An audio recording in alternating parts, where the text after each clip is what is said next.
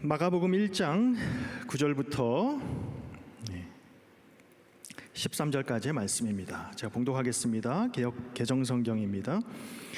그때 예수께서 갈릴리 나사렛으로부터 와서 요단강에서 요한에게 세례를 받으시고 곧 물에서 올라오실새 하늘이 갈라짐과 성령이 비둘기같이 자기에게 내려오심을 보시더니 하늘로부터 소리가 나기를 너는 내 사랑하는 아들이라 내가 너를 기뻐하노라 하시니라. 성령이 곧 예수를 광야로 몰아내신지라. 광야에서 40일을 계시면서 사탄에게 시험을 받으시며 들짐승과 함께 계시니 천사들이 수종 들더라. 아멘.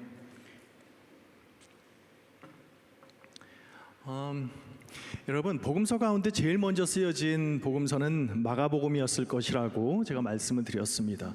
오늘 우리가 읽은 이 본문 말씀은 마가복음 1장 9절부터 13절인데요.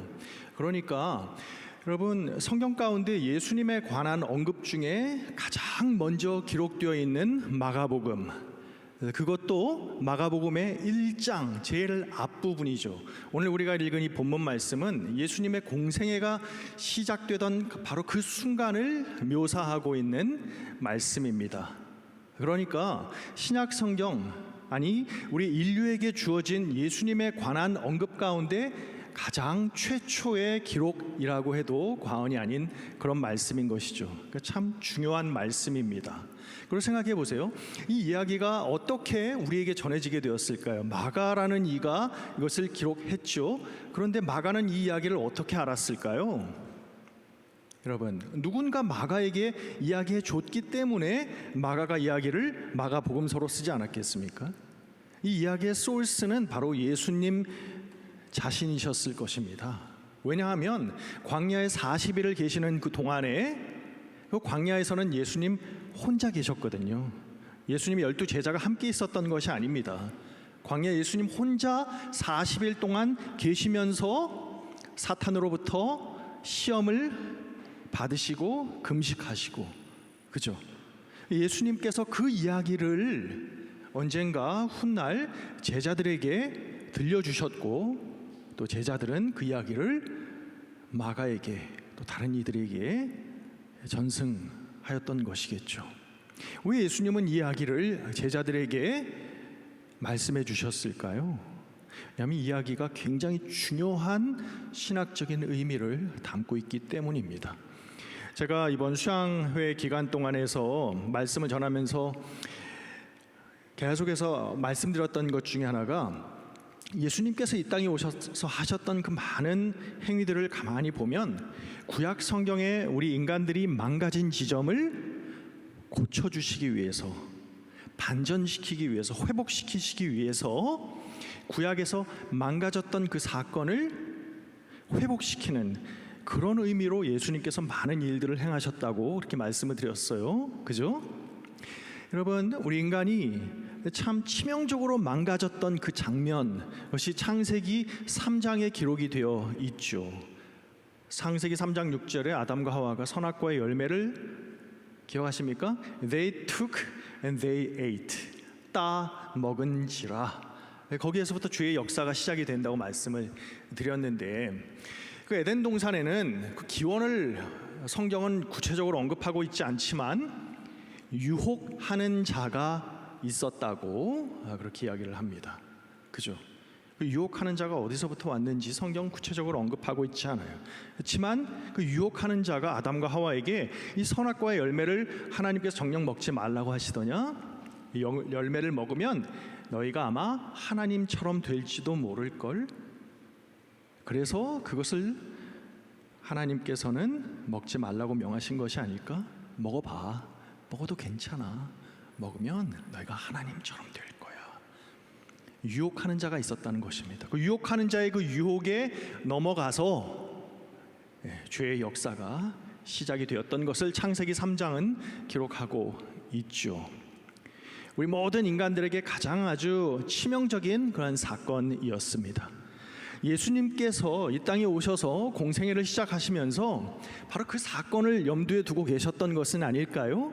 그 지점을 회복시키기 위해서, 그 지점을 다시금 고치기 위해서 예수님께서 하시는 행위는 무엇입니까? 바로 예수님께서 아담과 하와가 겪으셨던 그 유혹, 그것을 몸소 친히 예수님께서 겪으시는 것입니다. 그리고 아담과 하와가 망가졌던 그 지점을 예수님께서 이기시는 것, 여러분, 이것이 에덴 동산에서의 그 실패, 그 좌절을 반전시키고 회복시키시는 예수님의 계획이었던 것이죠. 오늘 본문 말씀에 1장 9절부터 11절까지는 아주 친밀한 성부, 성자, 성령님의 그 관계의 모습이 기록되어 있습니다. 예수님께서 요단강에서 세례 요한에게 세례를 받으시고 무태에 나오실 때 성령님께서, 어제는 성령님이 불로 묘사가 되었는데 오늘 이 본문에서는 뭘로 묘사가 됩니까? 비둘기로 묘사가 되죠. 그죠? 마치 비둘기처럼 예수님께 임하셨답니다. 그리고 성부 하나님의 음성이 들려오죠.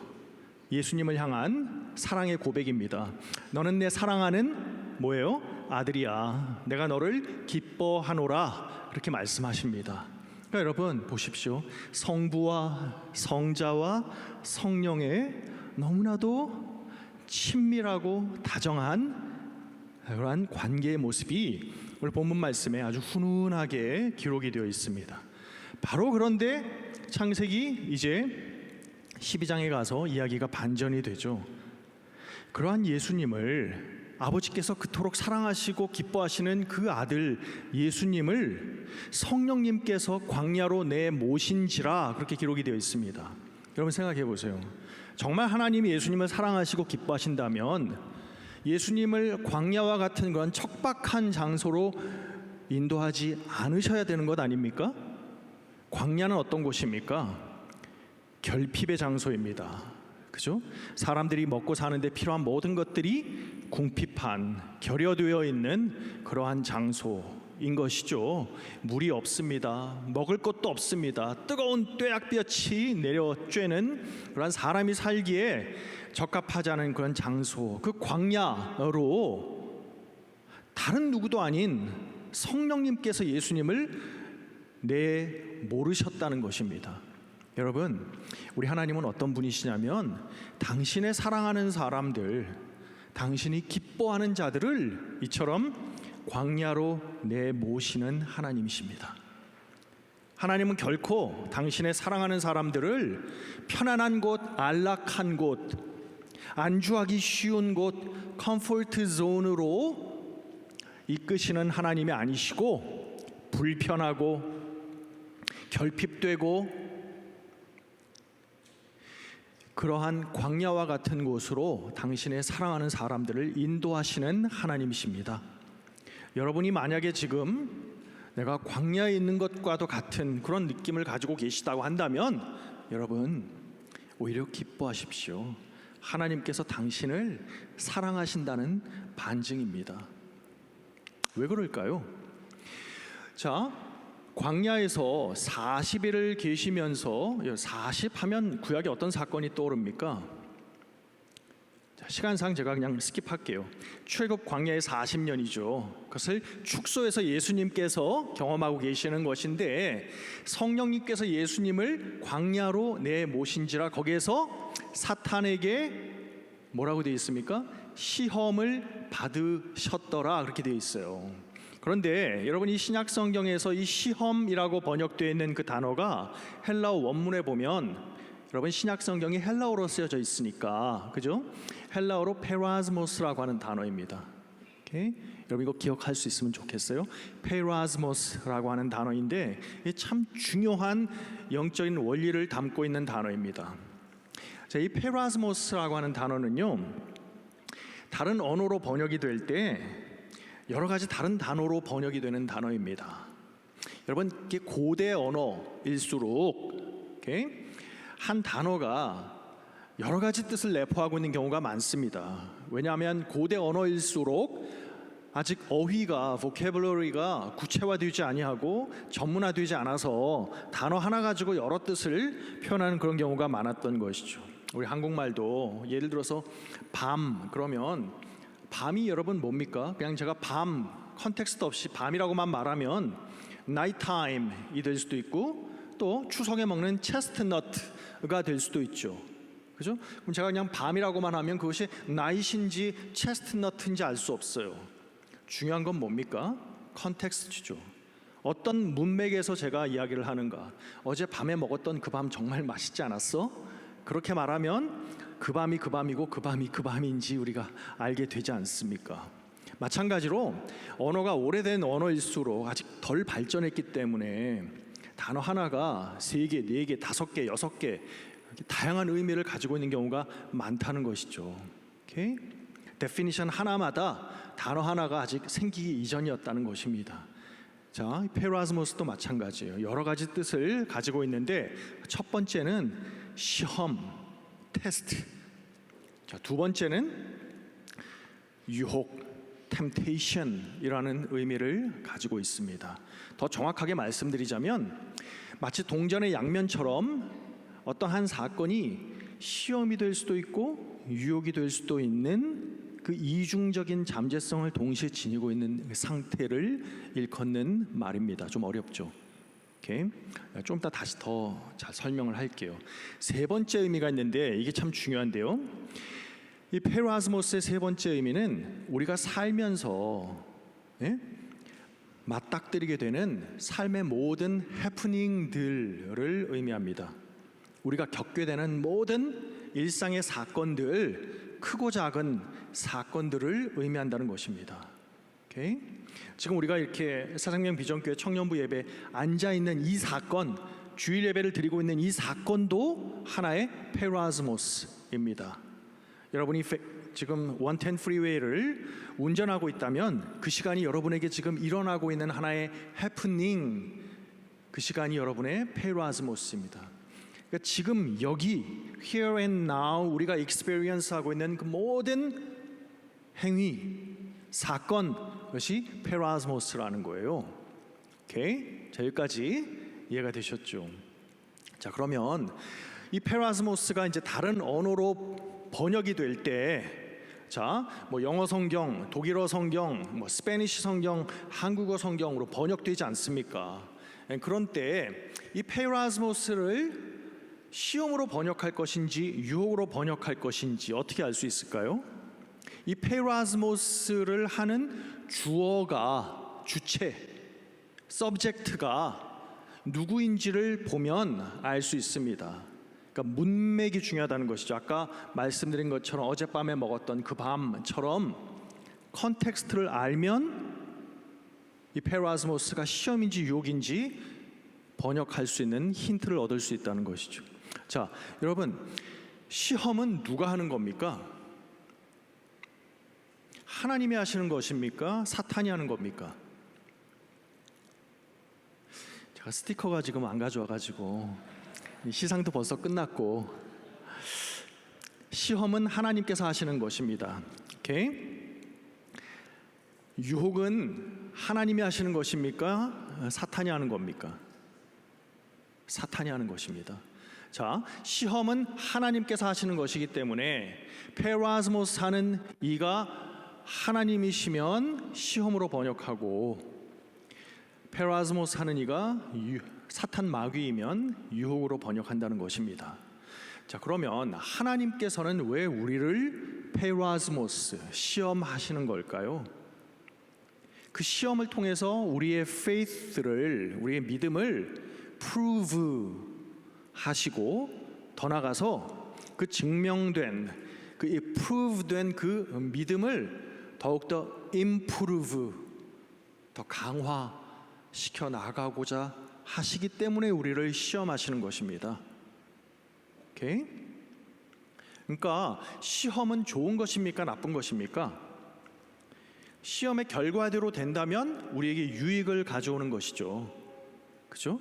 하나님께서 우리에게 악한 것을 주시겠습니까? 그죠? 우리에게 유익을 주는 것이기 때문에 하나님께서는 우리를 시험하신다는 것입니다. 그런데 마귀는, 사탄은 왜 우리를 유혹할까요? 유혹의 목적은 뭘까요? 아까 그 시험과는 반대죠.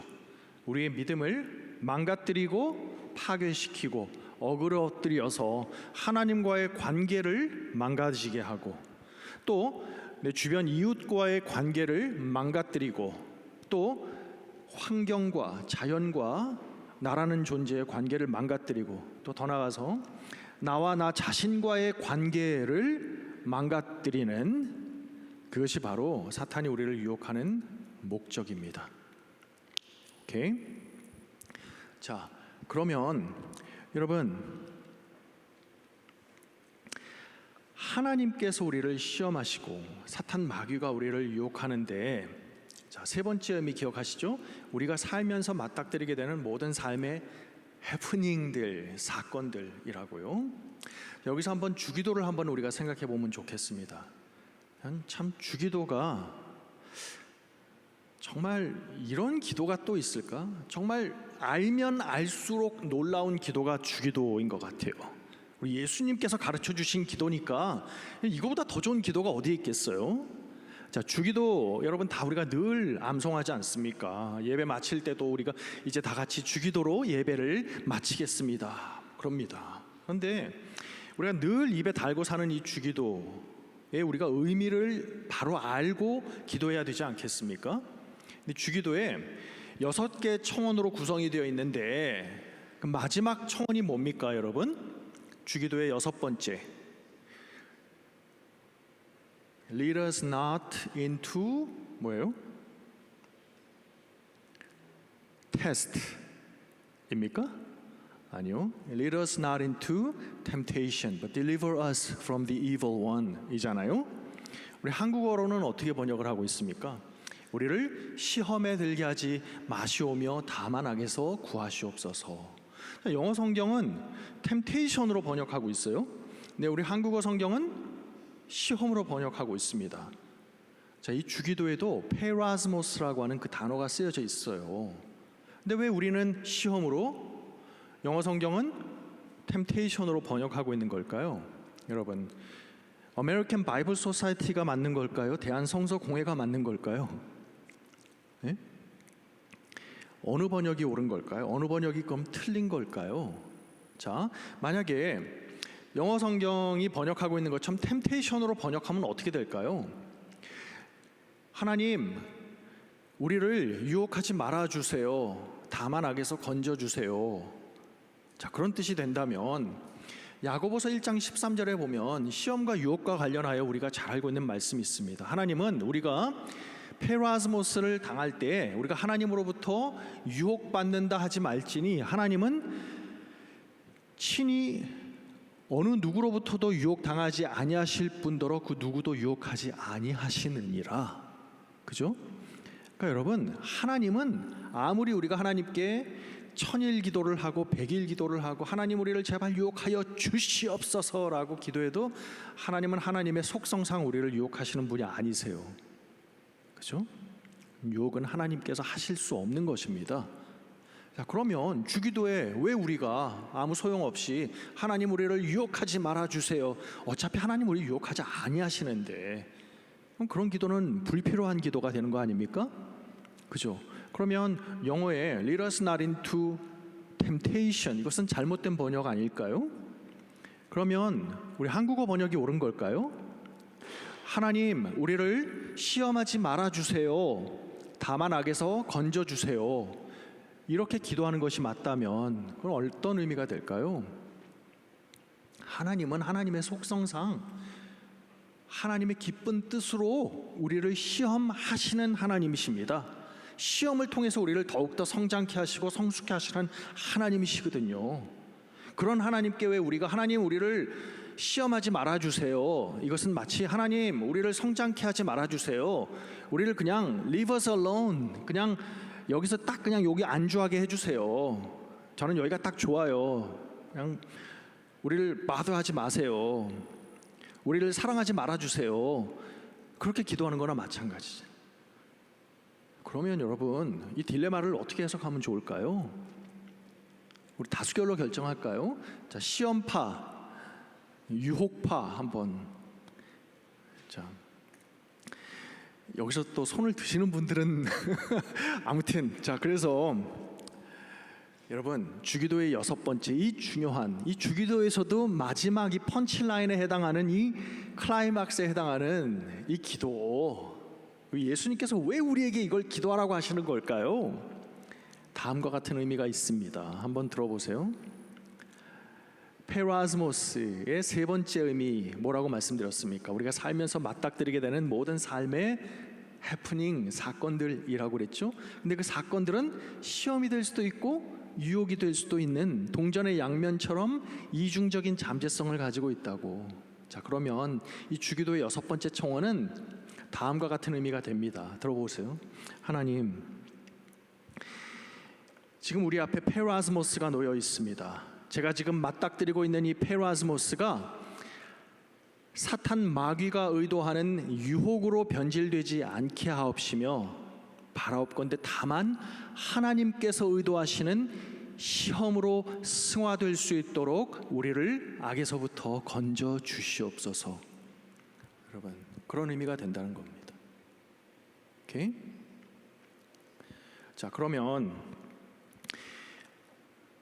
여러분 이해하셨는지 제가 한번 성경 퀴즈를, 시상식은 다 끝났지만 자, 한번 성경 퀴즈를 내보겠습니다. 선악과가 있습니다. 선악과는 시험이었을까요? 유혹이었을까요? 사탄 마귀는 선악과가 유혹이 되도록 변질시켰죠. 하나님 아버지께서는 그 선악과가 아담과 하와에게 시험이 되기를 의도하셨습니다. 그러므로 선악과는 페라스모스였습니다. 오케이? 자, 욥 알죠? 욥이 겪었던 그 고난은 시험입니까? 유혹입니까? 페라스모스입니다. 시험이 될 수도 있고 유혹이 될 수도 있는 그 고난이, 사탄 마귀는 욥에게 유혹이 되길 원했고 하나님께서는 욥의 그 고난이 욥에게 시험이 되기를 원하셨습니다. 그래서 그 시험을 이기고 난 뒤에 정금같이 나오게 될 것을 하나님께서는 원하셨던 것이죠.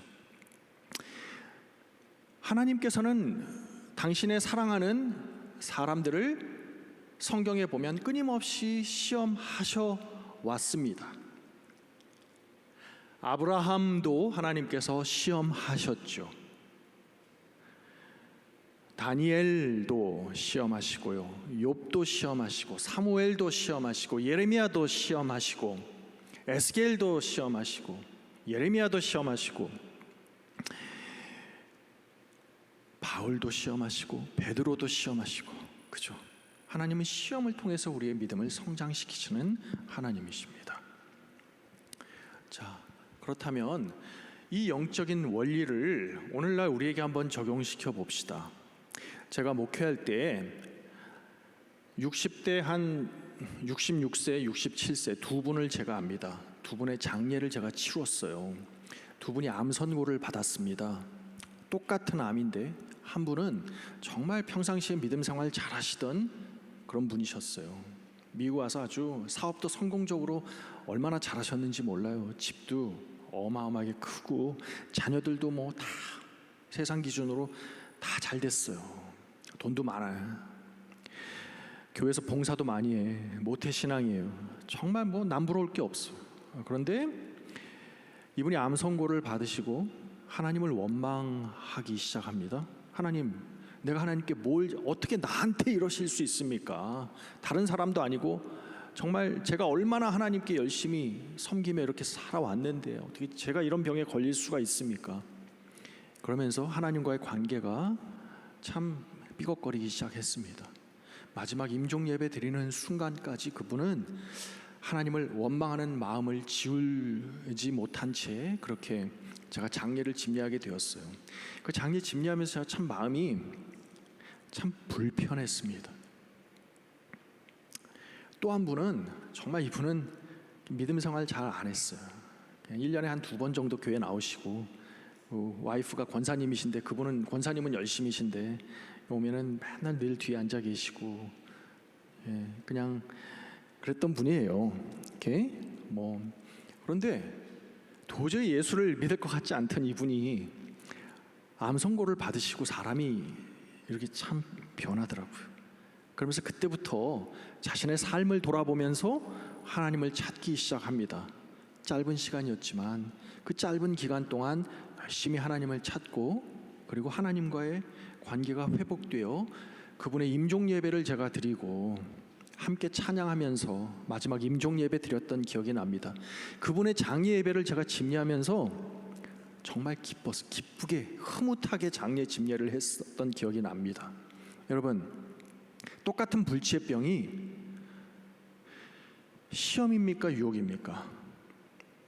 어떤 사람에게는 그것이 시험이 되었고요, 어떤 사람에게는 그것이 유혹이 되었습니다.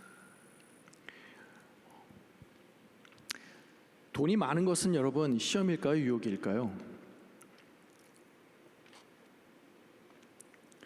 어떤 사람은 돈이 많아서 나는 하나님 필요 없어, 돈이 이렇게 많은데 난 돈 믿고 살 거야, 그런 사람이 있는가 하면, 돈이 많아서 이거 하나님께서 나에게 청지기로 맡겨주신 재물이지, 그러면서 그 재물을 정말 이웃을 위해서 정말 선하게 겸손하게 사용하는 이들이 있습니다. 부자인 것은 시험일까요, 유혹일까요? 어떤 사람은 돈이 많아서 하나님으로부터 멀어지는 유혹이 되는가 하면, 어떤 사람에게는 돈이 많아서 하나님께 더욱더 가까이 다가가게 되는 시험이 되기도 합니다. 반대로 그러면 돈이 없는 것은 시험일까요, 유혹일까요? 어떤 사람은 돈이 없어서 하나님을 원망하는가 하면, 어떤 사람은 돈이 없어서 내가 믿을 건 하나님밖에 없지 하고 더욱더 하나님께 매달리게 되는 사람들도 있습니다. 그죠? 같은 돈 없음이 어떤 사람에게는 시험이 되고 어떤 사람에게는 유혹이 될 수도 있는 것이죠. 영주권이 없으세요? 영주권이 없으면 시험일까요, 유혹일까요? 저는 14년 동안 영주권이 없이 지낸 적이 있습니다. 소위 말하는 out of status로 지냈던 그 시간이 저한테는 참 불안한 시간이었는데, 그런데 자칫 그 시간이 저에게 유혹이 될 수도 있었지만, 참 감사하게도 저는 그 시간이 나의 정체성은 한국도 아니고 미국도 아니고, 빌립보서에 나오는 말씀처럼 나의 시민권은 오직 하나님의 나라에 있는도다 라고 고백하며 살 수 있었습니다. 내가 속하는 곳은 이 땅이 아니라 나는 하나님의 나라 시민이야, 그런 정체성을 영주권이 없음이 저에게는 그것이 시험이었습니다. 여러분, 또 뭐 해볼까요? 여러분이 지금 청년인 이 사실, 이것이 여러분에게는 지금 시험이고 있습니까, 유혹이고 있습니까? 또 여러분 결혼을 하셨으면 지금 옆에 앉아있는 그 배우자가, 옆자리에 앉아있는 그 남편이, 그 아내가 여러분에게 지금 시험입니까, 유혹입니까? 또 만약 여러분이 지금 싱글이라면 여러분의 그 싱글됨이 시험이고 있습니까, 유혹이고 있습니까?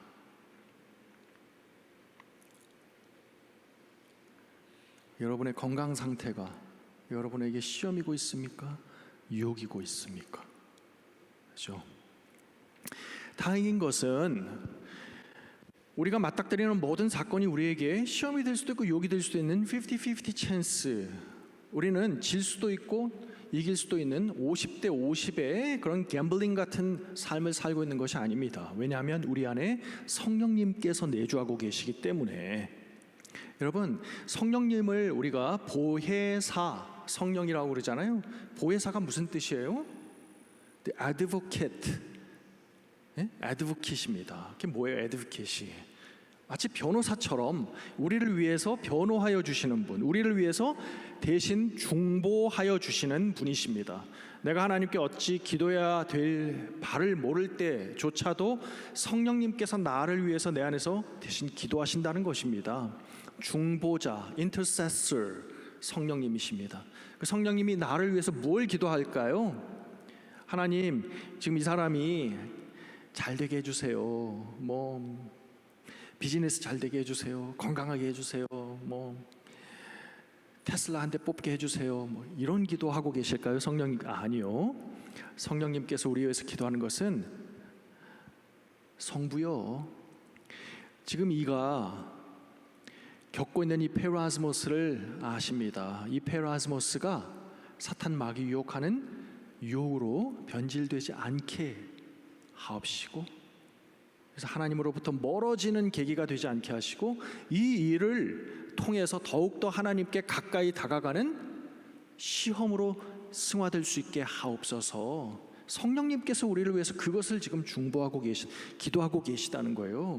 그렇기 때문에 우리에게는 50-50가 아니라 100-0인 거죠. 우리는 승리할 수밖에 없는 이 영적 전쟁을 치르고 있는 것입니다. 3분 안에 마칠게요. 이제 이야기 하나 하고 마치겠습니다. 제가 취미가 다양한데요. 제 취미 중에 하나가 물고기 잡는 겁니다. 근데 그냥 이렇게 낚시로 잡는 게 아니라 작사를 들고 물속에 이렇게 잠수해가지고 막 스노클링 해가지고 막 오리발 끼고 제주도 해녀처럼 막 이렇게 바닷속에 잠수해가지고 지나가는 물고기를 작살로 딱 찍어가지고 이렇게 잡아 나오는 게 제 취미 중에 하나예요. 이렇게. 그래서 제가 팔로스 버디스 앞바다에서 그 짓을 하고 있습니다. 그런데 매년 10월 첫째 주가 되면 랍스터 시즌이 시작이 되면, 캘리포니아 랍스터 시즌이, 그러면 그때 태평양의 모든 남가주의 다이버들은 바다로 갑니다. 그래서 10월 1일부터 합법적으로 랍스터들을 잡을 수 있는, 하루에 7마리, 그것도 몸통 길이 4.5인치 이상 하루에 7마리 잡을 수가 있는 거예요. 그것도 야행성이기 때문에 낮에는 안 되고 플래시라이트 들고 밤에 가서 잡을 수가 있어요. 근데 여러분, 이 랍스터들은 생물학적으로 뭐라고 부릅니까? 각류, 발음도 어렵죠? 엑소스켈레털들이에요. 엑소가 무슨 뜻이에요? 그 보이 그룹이 아니고 바깥에 스켈레톤들, 뼈가 바깥에 있다는 거예요, 그죠? 그러니까 갑각류하고 저와 우리는 뭐예요? 우리는 매멀들이죠. 포유류죠. 우리의 차이가 뭐예요? 우리는 뼈가 안에 있고 살이 바깥에 있어요. 근데 게, 랍스터, 슈림프는 뼈가 바깥에 있고 살이 안에 있잖아요. 그럼 무슨 차이가 생기죠? 갑각류들은 뼈가 바깥에 있으니까 그 프로텍션이 되잖아요. 외부의 침략으로부터. 대신에 뭘 희생해야 돼요? 플렉시빌리티를 희생해야 되는 거죠. 이 개들은요, 자기 등을 긁을 수가 없어요. 아무리 가려워도 이게 안 되잖아. 그러니까 등을 딱 잡으면 꼼짝도 못해, 그죠? 시큐리티 때문에 플렉시빌리티를 희생해야 되는 거죠. 근데 우리 인간들은 어때요? 참 연약해요. 제가 목공하면서 지난 8년 동안 응급실에 한 7번 다녀왔어요. 다 합쳐서 한 27방인가 꿰맸어요. 뭐 베이고 잘리고 뚫리고 뭐 긁히고 뭐, 그래서 온몸에 지금 상처가 많아요. 가끔 그런 생각을 해봐요. 목공을 하면서 내가 갑각류면 얼마나 좋을까. 그럼 이렇게 그냥 쉽게 살이 안 잘라질 텐데, 그잖아요? 그렇지만 여러분, 사람은 만약에 뼈가 살 바깥으로 나오면 이거는 큰일 나는 거죠. 연약하지만 vulnerable하지만 대신 포유류이기 때문에 우리는 플렉시빌리티가, 행동 반경이 넓어지게 되는 거죠. 자유자재로 움직일 수가 있죠. 덤블링도 나는 할 수 없지만 하여튼 할 수도 연습하면 할 수도 있죠. 제가 지금 무슨 얘기를 하려고 하는 것이냐면, 여러분, 랍스터가 어떻게 성장하는지 아세요? 처음에는 랍스터가 태어날 때부터 몸통 길이 4.5인치가 아니에요. 처음에는 아주 작은, 마치 새우젓 같은 그런 사이즈예요. 그게 점점 커져가지고 거의 막 12인치, 막 14인치까지 자라게 되는데, 랍스터가 어떻게 성장하냐면, 우리 포유류는 엄마 뱃속에서 나와서 이렇게 쭉 성장을 하지만 랍스터들, 이 껍질 동물들은 어떻게 성장을 할까요? 어느 한 시점이 되면 탈각을 합니다. 껍데기를 벗어버리는 거예요. 더 이상 이 껍데기가 나에게 감옥같이 느껴질 때, 내가 이 감옥 안에 갇혀 있다고 느껴질 때, 랍스터들은 껍질을 벗어버리고 속살만 쏙 빠져나오는 아주 vulnerable한, 연약한 상태가 되고 맙니다. 그 순간을 연간에서는 다른 프레데터들한테 들키지 않아요. 만약에 그 연약한 순간에 나 같은 사람한테 들키면 바로 초장이죠. 바로 한 입이죠. 껍질 까는 수고도 없이 그냥 얼마나 좋아요. 근데 여간에선 들키지 않아요. 그런데 그렇게 vulnerable한 상태가 두려워서 탈각하지 않으면 랍스터는 결코 성장하지 못해 평생 그냥 새우젓만하게 사는 거예요. 그 vulnerable한 상태에서 자기 몸에 석회질을 또 분비해 가지고 새로운 껍질을 만들고 어느 정도 지내다가 더 이상 또 내 껍질이 나를 옥죄고 있는 감옥같이 느껴질 때 또 탈각하고, 그러면서 일평생 몇 번의 과정을 거쳐서 랍스터는 성장을 합니다. 여러분, 하나님께서 우리를 성장시키시는 과정도 그와 같아요. 여러분이 지금 페르아스모스를 겪고 있다면 그 페르아스모스는 지금 여러분이 겪고 있는 탈각의 상태입니다. 연약하게 느껴지죠. 불안하죠. insecure하게 느껴지죠. unprotected 된 것 같죠. 그렇지만 그 순간이 없으면 우리의 믿음은 그냥 새우젓 같은 작은 믿음에 불과할 것입니다. 그런 연약한 순간들을 통해서 하나님은 그 시간이 우리에게 더 큰 몸으로 성장하게 되는 성숙의 시간, 성장의 시간으로, 시험으로 의도하고 계시는 것이죠.